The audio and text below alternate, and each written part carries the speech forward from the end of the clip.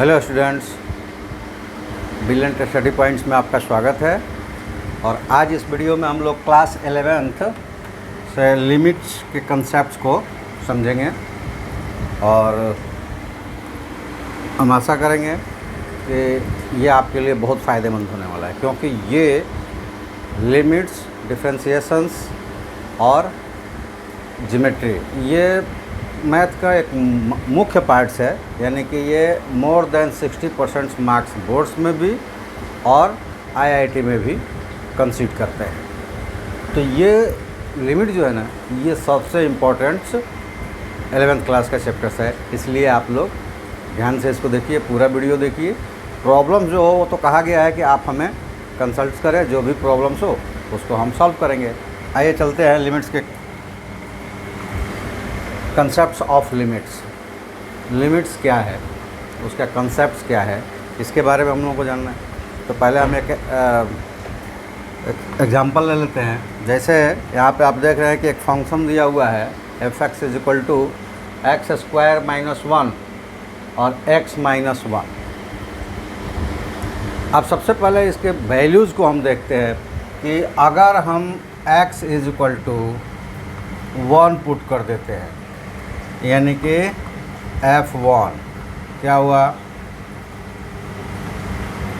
ये हो जाएगा 1 - 1, यानी कि 1 का स्क्वायर -1, 1 - 1, 1 - 1, 1 - 1, 0/0, और ये हो गया मीनिंगलेस।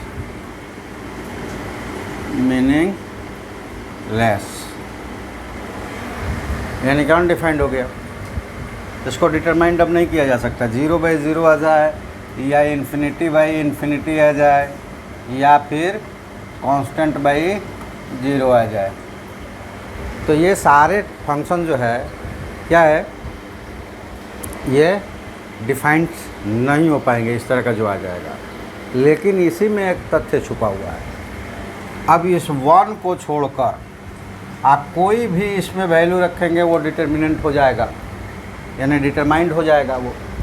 जैसे मान लो कि हम यहाँ पे 1.5 ही रख लेते हैं, तो ये देखिए ये क्या हो जाएगा, 2.25 - 1 और 1.5 - 1 = ये हो जाएगा 1.25 - 0.5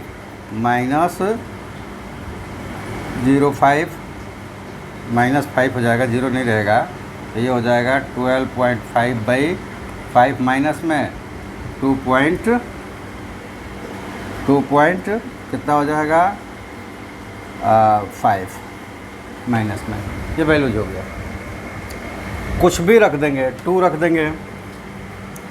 अगर 2 रख देते हैं तो 2 × 4 - 1/2 - 1 3/1 3, यानी कि 1 के अलावा कोई भी वैल्यू रखेंगे ये क्या है, डिटरमाइंड्स है। यानी कि इसका जो भी प्रॉब्लम्स है वो है x = 1 पे, और वही चीज़ लिमिट्स के रूप में पढ़ी जाती है। जैसे कि इसी को जो हम यूज़ करेंगे, limit x tends to 1 x² - 1 और x - 1। अब इस लिमिट्स में जो ये एरो लगा हुआ है, एरो, इसको हम लोग पढ़ते हैं टेंस टू। हालांकि इसका एक्चुअल नाम होता है अप्रोच।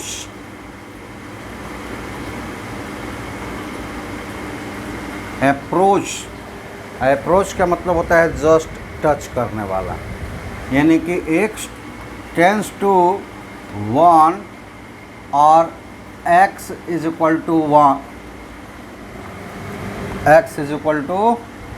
1, ये दोनों बिल्कुल ही अलग चीज़ है। दोनों में कोई संपर्क नहीं है। ये फिक्स्ड है, x = 1 फिक्स्ड है, लेकिन x टेंस टू 1 फिक्स्ड नहीं है। अगर ये डिक्रीजिंग साइड में होगा तो ये होगा x = 0.99999 एंड समथिंग्स। बट 1 नहीं है। इंक्रीजिंग ऑर्डर में होगा तो x is equal to 1.000000001 and so 1, लेकिन 1 नहीं है। तो इसका मतलब ये है कि x tends to 1, that means 1 touch either left sides to right sides, यानी कि पॉजिटिव साइड से या निगेटिव साइड से x 1 को टच करने वाला है, एग्जैक्ट 1 नहीं है। जैसे कि ये अगर हमारे पास वैल्यू आता है कि 0/0, ये हमने कहा कि अनडिफाइंड है, लेकिन जब वैल्यू हमारे पास आएगा या माइनस, तो ये वैल्यू जो हो जाएगा 1 हो जाएगा, ये डिफाइंड है। और ये प्लस माइनस जो उसके सब्सक्रिप्ट पर लगा रहे हैं एक्सपोनेंट्स पे, तो इसका मतलब ये है कि वो 0 नहीं है, या तो लेफ़्ट साइड से वो 0 को टच करने वाला है या राइट साइड से, यही लिमिट्स है। यानी कि this functions is defined for all real numbers accept 1, exact 1। Function f(x) is defined for all real numbers accept exact 1। अब वही लिमिट्स है कि ये लिमिट्स है, और इसमें देखें कि इसी लिमिट्स को हम डिफाइन कर सकते हैं यहाँ वैल्यू देने से पहले इसको फैक्टराइज करके। फैक्टर करेंगे, ये होगा x + 1 और x - 1 ये कैंसिल आउट हो जाएगा, और ये x + 1 अगर इसकी 1 भी रखते हैं तो 1 + 1 2 हो जाएगा। यानी कि अगर हम इसमें रखते हैं कि limit x tends to 1 function f is equal to 2, ये हमारा वैल्यू आएगा। तो यही लिमिट्स है। कोई एक फंक्शन है, उसमें कोई ऐसा एक पॉइंट्स है जिस पॉइंट्स पर वो फंक्शन डिफाइंड नहीं है, उस पॉइंट्स को हमें क्या करना है, कैलकुलेटिंग्स वैल्यूज़ में कन्वर्ट्स कर देना, लिमिट्स कहलाता है। ठीक है, लिमिट्स उसका यही है कि यहाँ पे लिमिट्स था कि ये फंक्शन सभी से डिफाइंड है मगर एग्जैक्ट 1 से डिफाइंड नहीं है।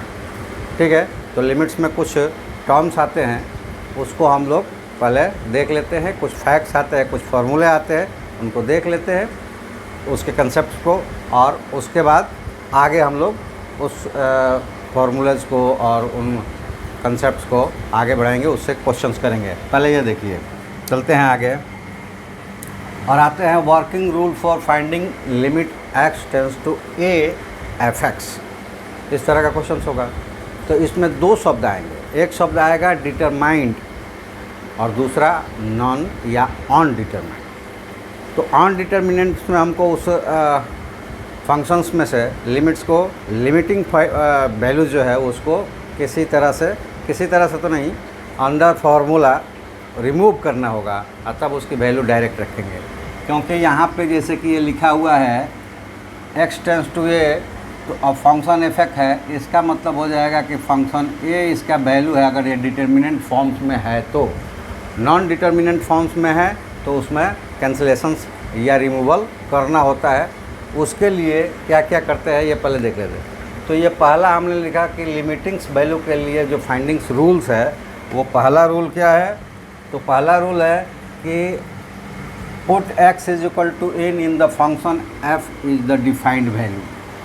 अगर जो लिमिट है उस लिमिट को डायरेक्ट उस फंक्शंस में रख देते हैं और वो डिटरमाइंड यानी डिफाइंड फैक्टर्स वैल्यूज आता है तो वो डायरेक्ट ऐसे ही पुट हो जाता है। जैसे इसमें पुट हुआ fa हो गया, अगर f(x) यहाँ पे कुछ होगा वहाँ रख देंगे, हो जाएगा। जैसे ये देखिए एग्जांपल लेते हैं कि limit x tends to 0 sine x, और ये 0 जो है डायरेक्ट x की जगह पुट हो गया, तो साइन 0 इज इक्वल टू 0 होता है। ये डिफाइंड है। ठीक है, तो जिसमें डिफाइंड होगा यानी कि डिटर्मिनेंट वैल्यूज आएगा, उसमें हम डायरेक्ट उसी वैल्यू को जो लिमिट के साथ दिया हुआ है पुट कर देंगे और जो आएगा वो वैल्यू हो जाएगा। अगर वो अनडिटर्मिनेंट आता है तो उसमें पहले लिमिटिंग वैल्यूज़, जो वो पॉइंट्स है जो लिमिटिंग वैल्यूज़ गेन कर रहा है, या उस फंक्शंस को ऑन डिटर्मिनेंट फॉर्म में कन्वर्ट्स कर रहा है, उस वैल्यू को रिमूव करना होगा। एक और एग्जांपल इसमें ले लेते हैं। जैसे ये दिया हुआ है कि limiting x tends to 1 x square plus 5x minus 2। Direct इसको हम पुट करेंगे x को जगह पे 1, तो ये हो जाएगा 1 square plus 5 into 1 minus 2 is equal to 1 plus 5 minus 2 6 minus 2 4। इसका वैल्यू हो गया। देखिए कहीं पे भी ऐसा नहीं है कि इस वैल्यू को हम पुट करते हैं तो हमें इस फंक्शंस को कैलकुलेट करने में कोई प्रॉब्लम्स आ रही है, या वो प्रॉब्लम्स हमें बता रही है कि नहीं यहाँ पे इसकी वैल्यूज़ नहीं होगी।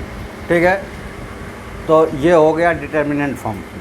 नॉन डिटर्मिनेंट फॉर्म्स में आएगा यानी ऑन डिटर्मिनेंट में, तो क्या करेंगे उस जैसे हमने पहले एग्जांपल्स में फैक्टराइज करके या अदर जो भी रूल्स आएंगे, जिस तरह के कंडीशंस आएगा उस कंडीशन से उसको हम कन्वर्ट्स करके लिमिट निकालेंगे, वही लिमिटिंग वैल्यू होती है।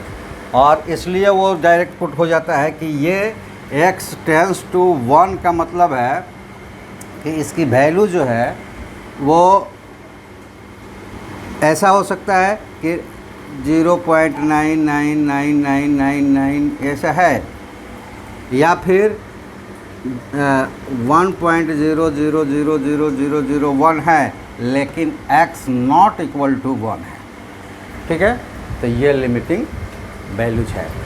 चलिए देखते हैं कि दूसरा रूल क्या है।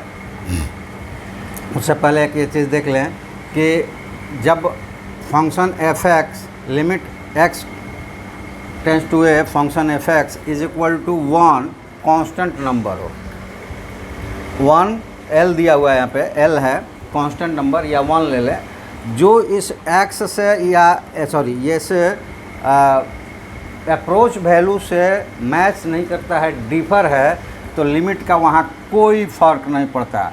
x टेंस टू a करेंगे तो भी ये l ही रहेगा। जैसे हमने ले लिया कि लिमिट x टेंस टू 0, और यहाँ पे लिया गया है फंक्शन की जगह l square plus 2b plus c। इसमें कहीं पे भी x नहीं है, इस फंक्शन में कहीं पे भी x नहीं है, तो ये फंक्शंस को हम सॉल्व करेंगे तो ये क्या हो जाएगा, वैल्यूलेस हो जाएगा। यानी कि x से ये फंक्शन पूरी तरह इंडिपेंडेंस है, इसलिए इस फंक्शंस का जो वैल्यू होगा वो सेम टू सेम रहेगा। ठीक है, उसके बाद चलिए रूल नंबर 2। अब ये कहता है कि इनडिटर्मिनेट, और इनडिटर्मिनेंट कैसे पता चलेगा, तो जो लिमिटिंग वैल्यू यानी कि अप्रोच वैल्यू दिया गया है उसको फंक्शंस में हम रख देंगे। अगर वो 0/0 या अनडिफाइंड डिवाइडेड बाय अनडिफाइंड यानी कि अनलिमिटेड बाय अनलिमिटेड आ जाएगा, तो फिर उसको क्या कहेंगे, अनडिटर्मिनेट कहेंगे। और ऐसे फॉर्म में हमें कुछ फार्मूले इस्तेमाल करने पड़ेंगे। जैसे ये देखिए, जैसे ये हमने लिया कि limit x tends to 1 x square minus 4x plus 3 divided by x minus 1। अब कैसे चेक करेंगे कि ये ऑन डिटर्मिनेंट है या डिटर्मिनेट है, तो ये जो x tends to approach value 1 है, इसको पुट कर देंगे इसमें, that is equal to 1 square minus 4 into 1 plus 3 divided by 1 minus 1। ये हो गया 1 माइनस 4 प्लस 3/0, 3 और 1 4, अब 4 माइनस 4 इज इक्वल टू, ये हो गया अनडिटर्मिनेट। अनडिटर्मिनेट के कंडीशंस में हमें इसकी जो लिमिटिंग वैल्यूज़ है उसको क्या करना पड़ेगा, रिमूव करना पड़ेगा। लिमिटिंग रूल्स जो है अप्लाई करके लिमिटिंग पॉइंट्स को वहाँ से हटाना पड़ेगा, राइट। चलिए कैसे देखते हो। अगर इसको हम ऐसा कर देते हैं कि लिमिट x टेंस टू 1 और इसको फैक्टराइज कर देते हैं, और फैक्टराइज करेंगे तो फैक्टराइज अब 11th क्लास में आ गए हैं, ये 9 से क्या 8 से ही हम फैक्टराइजेशंस देख रहे हैं। तो अब हमें फैक्टराइज कैसे हुआ है ये देखने की ज़रूरत नहीं पड़ेगी, डायरेक्ट हम लिख सकते हैं। और वो फैक्टराइजेशंस हम यहाँ से चूज कर सकते हैं कि ये -4 है तो 4 - 1 3 हो जाता है। तो ये हो जाएगा x - 1 और x - 3 डिवाइडेड बाई x - 1।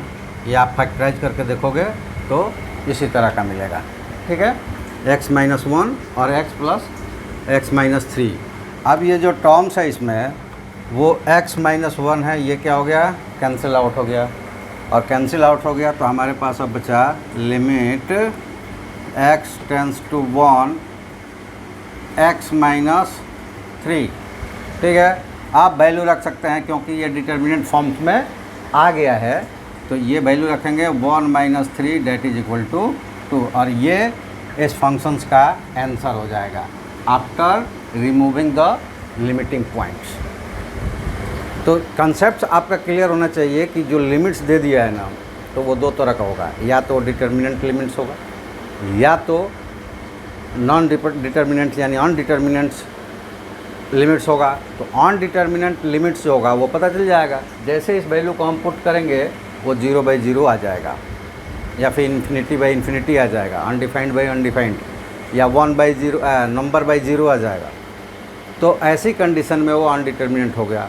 तो ये जान लें आप कि अनडिटर्मिनेंट जो है इस वैल्यू से रिलेटेड, इस पॉइंट से रिलेटेड x के टर्म्स में वो एक पॉइंट्स है जहाँ पर वो वैल्यू अभी ये फंक्शन डिफाइंड नहीं हो रहा है, उसी फंक्शंस को हमें निकालना होगा, रिमूव करना होगा। उसके बाद ये डिटर्मिनेंट फॉर्म में आ जाएगा, और जो डिटर्मिनेंट फॉर्म्स में आएगा डायरेक्ट इसकी वैल्यू रख के जो आएगा वही इसकी वैल्यू होगी, ठीक है। ऐसा नहीं कि जैसे हमने पहले बताया कि अप्रोच कर रहा है तो इसकी वैल्यू कुछ भी हो सकती है, क्वेश्चंस में कुछ भी नहीं हो सकती है। ये कंसेप्ट्स में होती है कि भाई 1 नहीं है, चाहे तो ये 1.000012 कुछ भी है, या फिर 0.00999999 है, लेकिन ये एग्जैक्ट 1 नहीं है। लेकिन जब उसकी लिमिटिंग पॉइंट्स को हटा दिए है तो एग्जैक्ट ही वैल्यू रखेंगे हम, ठीक है। चलिए दूसरा देखते हैं। ये दूसरा रूल था जिस रूल से हम लोग इसको किए। नेक्स्ट आ जाइए, तीसरा रूल है कि यदि functions if the give the function contains a surd then simplify it by using conjugate surds after simplification put x is equal to a। इसका मतलब ये हुआ कि कुछ फंक्शन हमें ऐसे मिलेंगे जो सॉर्ट में होंगे। सॉर्ट में होंगे तो सबसे पहले उनका चाहे रेशनलाइजेशंस करके या अदर किसी प्रॉब्लम्स के अदर किसी मेथड्स के साथ उसको उसके कंजुगेट सॉर्ट से मल्टीप्लिकेशन करके पहले उसको हम क्या करेंगे, सॉर्ट्स के बाहर करेंगे और उसमें से जो लिमिटिंग पॉइंट्स होगा वो रिमूव हो जाएगा। अब फिर हम उस वैल्यू को रख देंगे। जैसे हम एक एग्जांपल लेते हैं, वो एग्जांपल है x tends to 0 under surd यानी कि √1 + x - 1 - x divided by x। अगर हम यहाँ वैल्यू डायरेक्ट रखते हैं तो ये देखिए क्या हो जाएगा, √1 + 0 - √1 - 0 डिवाइडेड बाई 1 0, और ये हो जाएगा 1 का स्क्वायर रूट 1 - 1 0, और ये हो गया 0/0। ये हो गया अनडिटर्मिनेट। अब ये अनडिटर्मिनेट्स है और सॉर्ट है, तो कैसे इसको रिमूव करेंगे। तो सबसे पहले ये जान लीजिए कि अगर ये न्यूमरेटर में है तो भी, डिनोमिनेटर में है तो भी, इसके कॉन्जुगेट सॉर्ट से हम मल्टीप्लाई कर देंगे। अब कॉन्जुगेट सॉर्ट्स कौन सा होता है कि दो सॉर्ट्स के बीच में जो साइन लगी रहती है, जैसे यहाँ माइनस लगा हुआ है तो प्लस से ऊपर नीचे मल्टीप्लाई कर देंगे। यानी हमारे पास ये टर्म्स को हम कैसे करेंगे, तो ये ले लेंगे कि लिमिट x टेंड्स टू 0, ये हो जाएगा 1 + x minus √1 - x divided by x, और इसको मल्टीप्लाइड कर देंगे इसके कंजुगेट्स सॉर्ट से 1 + x। अंदर वाला का साइन नहीं बदलेंगे, केवल यहाँ पे जो बीच में साइन लगा हुआ है उसको बदल देंगे। और डिवाइडेड बाई इतना से ही डिवाइड भी करेंगे। जिस टर्म से हम मल्टीप्लाइड करेंगे उसी टर्म से डिवाइड भी करेंगे। अब ऐसा करने से क्या मिला है, तो ऊपर देखिए, इसको अगर हम a मान लेते हैं, ये टर्म्स a और ये b, तो यहाँ पे हो गया a माइनस बी, यहाँ भी a और b, a प्लस b हो गया। तो ये क्या होता है, a माइनस बी और a plus b is equal to a square minus b square. ठीक है। अब ऐसा क्यों करना पड़ा कि यहाँ प्लस होता तो देखिए ये आया 1 + 1 और यहाँ पे ये इसको x को भी हटाना है तो x हटेगा और यहाँ प्लस आ गया नीचे में, और ये अगर ये x हट जाता है तो x 0 भी रखेंगे तो भी ये 0 नहीं आएगा, तो अनडिफाइंड में नहीं जाएगा। और ये 8 क्लास में हम लोग पढ़े थे। और स्क्वायर में लाने से क्या होता है कि ये शॉर्ट जो है हट जाता है, तो इन दोनों के बीच में जो प्लस माइनस के संक्रियाएं हैं यानी ऑपरेशंस है वो लागू हो जाती है। जैसे देखिए कि ये हो जाएगा लिमिट x टेंस टू 0। अब ये इस टर्म्स में रखेंगे तो ये हो जाएगा स्क्वायर ऑफ √1 प्लस x और स्क्वायर ऑफ √1 माइनस x और डिवाइडेड बाई x, और यहाँ पे हो जाएंगे √1 प्लस x और प्लस √1 माइनस x। ठीक है। सॉल्व करेंगे तो ये देखिए बाहर हो जाएगा लिमिट x टेंस टू 0 और ये बाहर हो जाएगा, तो बाहर होगा तो यहाँ पे पड़ेगा 1 प्लस x, और ये बाहर होगा माइनस है तो साइन बदल जाएंगे, -1 plus x divided by x √1 plus x और प्लस √1 माइनस x। ठीक है। अब यहाँ पे हमें मिल गया है कि ये 1 और 1 तो कैंसिल हो गया, तो लिमिट x टेंस टू 0 और 2x divided by x √1 plus x plus √1 minus x। ठीक है। और यहाँ देखिए x और x कैंसिल हो गया, तो ये x को ही हम लोगों को हटाना था। अगर ये x हट गया तो फिर ये लिमिटिंग पॉइंट जो उसका है वो ऑटोमेटिकली कैंसिल हो गया, क्योंकि अब कुछ भी ऐसा नहीं है जो नीचे 0 ला सके, और ऊपर 0 आएगा नीचे नंबर आएगा कोई फ़र्क नहीं पड़ेगा, उसकी डिटर्मिनेंट वैल्यू 0 हो सकती है।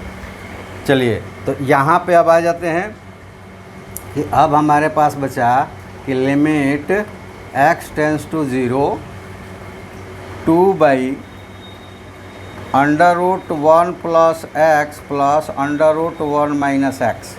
और अब हमें जो लिमिटिंग पॉइंट से हटा दिए है तो डायरेक्ट इसकी वैल्यू रखेंगे x इज इक्वल टू 0 और ये वैल्यू रखेंगे तो 2/√1 प्लस 0 प्लस √1 माइनस 0, तो 2 ये दोनों बाहर आ जाएंगे, 1 + 1 2 और ये कैंसिल आउट होकर 1 हो जाएगा और ये हमारा आंसर हो जाएगा। ठीक है। तो आप समझ गए दूसरे रूल्स में क्या करना है। अगर शॉर्ट्स में आपके फंक्शंस है तो पहले उसको सिंप्लीफाई कर ले, उसमें से लिमिटिंग वैल्यूज़ है वो अपने आप हट जाएगा। अगर लिमिटिंग वैल्यू आपने रिमूव कर दिया तो वो डिटर्मिनेंट फॉर्म में आ जाएगा और आप उसको डिटर्मिनेट कर सकते हैं। ठीक है। चलिए ये तीसरा रूल था। अब चले आते हैं चौथे रूल पर। अब इसमें क्या होता है कि इस रूल में बता रहा है कि एक सीरीज होती है, तो उस सीरीज़ को हमें याद करना पड़ेगा और उस सीरीज़ को पुट करके तब हमें वैल्यू रखना होगा। तो वो सीरीज कौन कौन सी होती है उसको देख लेते हैं हम लोग। तो ये देखिए वो इम्पॉर्टेंट सीरीज़ है जो कंटेंट्स करेंगी वो क्या होगा। अगर आपका फॉर्मेट ऐसा है कि mod of x less than 1, ये लेस देन मोर देन 1 के लिए नहीं है, ये ध्यान रहे। ये पॉजिटिव x मॉड लगा हुआ है, मतलब कि उसमें से निगेटिव हो या पॉजिटिव ही लेंगे। x पॉजिटिव लेस देन 1 हो तो उस कंडीशंस में बाइनोमियल एक्सप्रेशंस है उसके अनुसार 1 plus x to the power n इस सीरीज में कन्वर्ट्स होगा। 1 plus nx plus n-1/2 factorial 2 x square अब ये से बढ़ते जाएगा 3 फैक्टोरियल 3 एक्स क्यूब और डेट टर्म्स, ठीक है। ये एक हो गया। दूसरा होगा x टू द पावर, ये देखिए x to the power n minus a to the power n divided by x minus a। तो ये कैसे टूटेगा, तो ये एक्सपेंड होगा x का power 1 n minus 1 plus a, यहाँ से a स्टार्ट होगा, ये सेकंड वाला टर्म्स। अब a के पावर बढ़ते जाएंगे।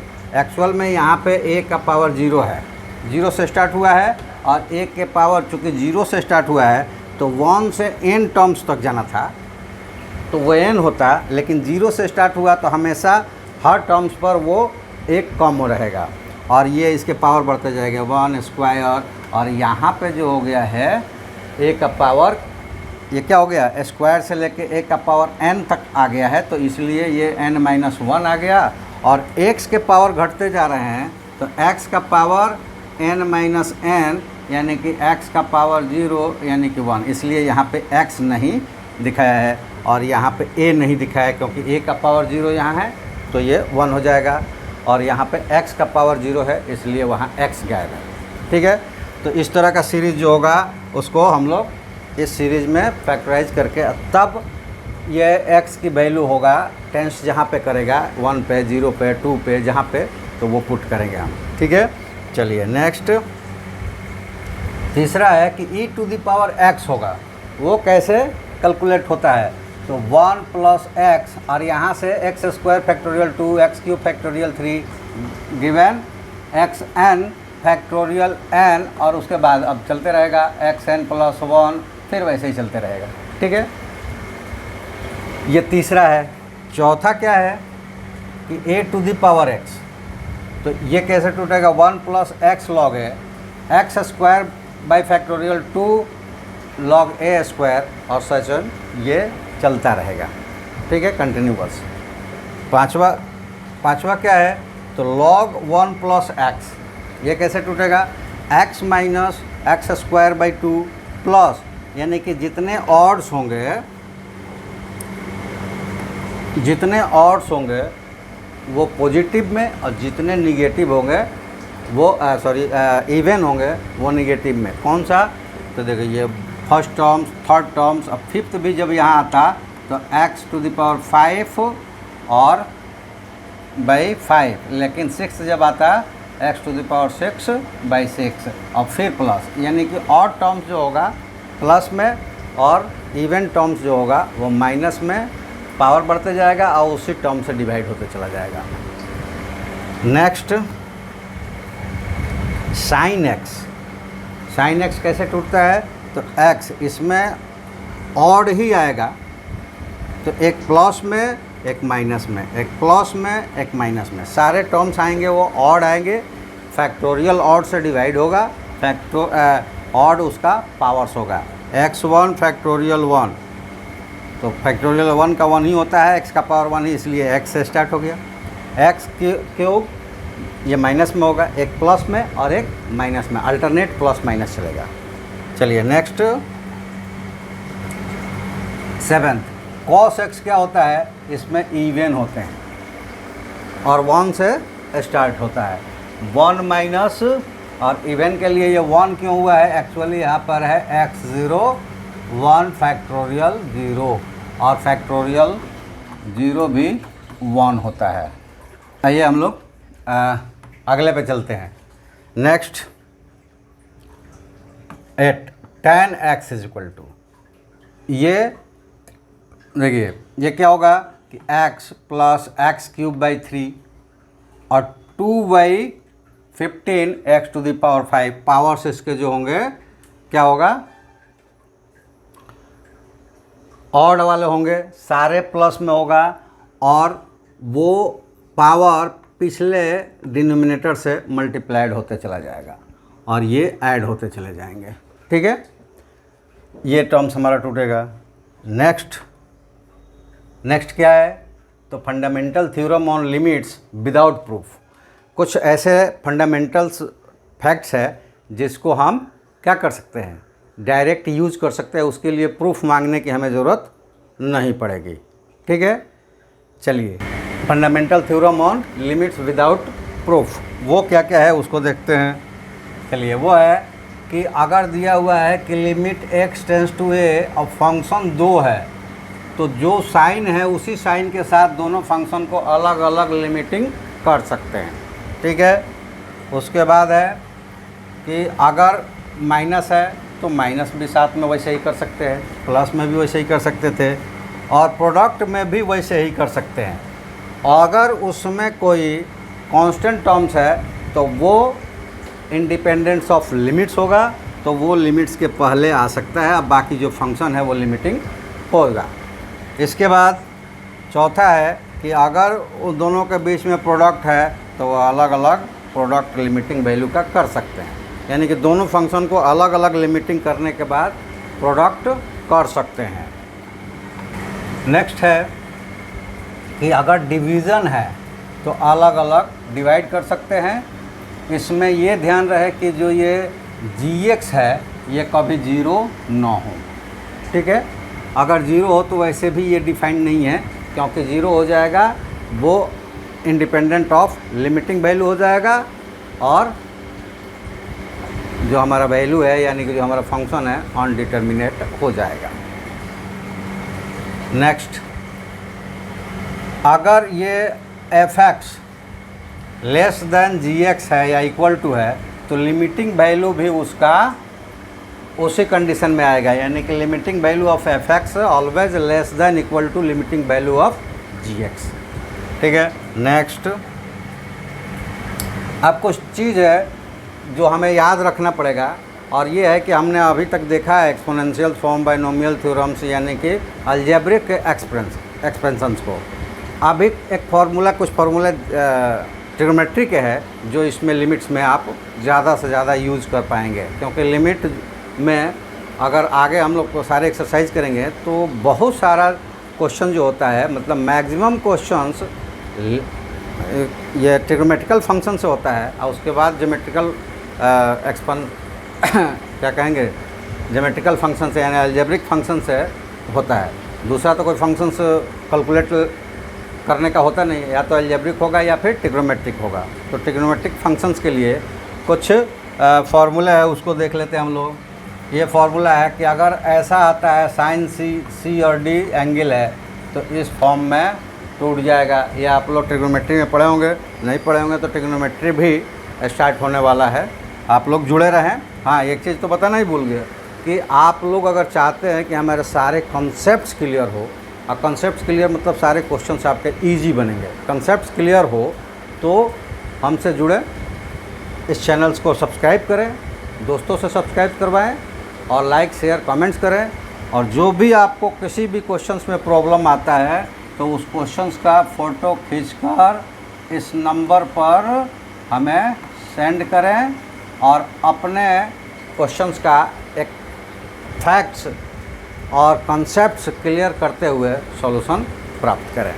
तो चलिए, ये हो गया। दूसरा होगा कि अगर माइनस में होगा तो कॉस प्लस में, यहाँ देखिए कि प्लस में था तो साइन प्लस में, कॉस माइनस में, और माइनस में होगा तो कॉस प्लस में, साइन माइनस में। ये साइन के साथ होता है।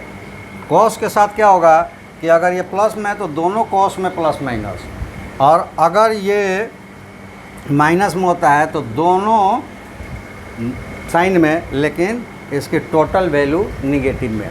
ठीक है। अगर ये निगेटिव यहाँ नहीं रहेगा तो ये डी पॉजिटिव और सी निगेटिव हो जाएगा। आपको ये सारी चीज़ें, ये थॉट्स आपको याद रखना पड़ेगा। ठीक है। और उससे हमारा जो क्वेश्चंस है वो आसान हो जाएगा। तो आज कंसेप्ट में इतना ही था।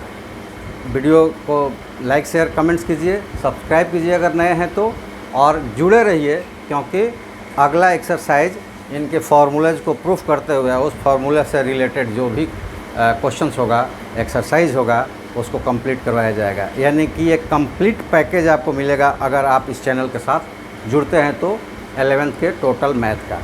तो चलिए आज यहीं पे समाप्त करते हैं। ओके, थैंक यू, जय हिंद।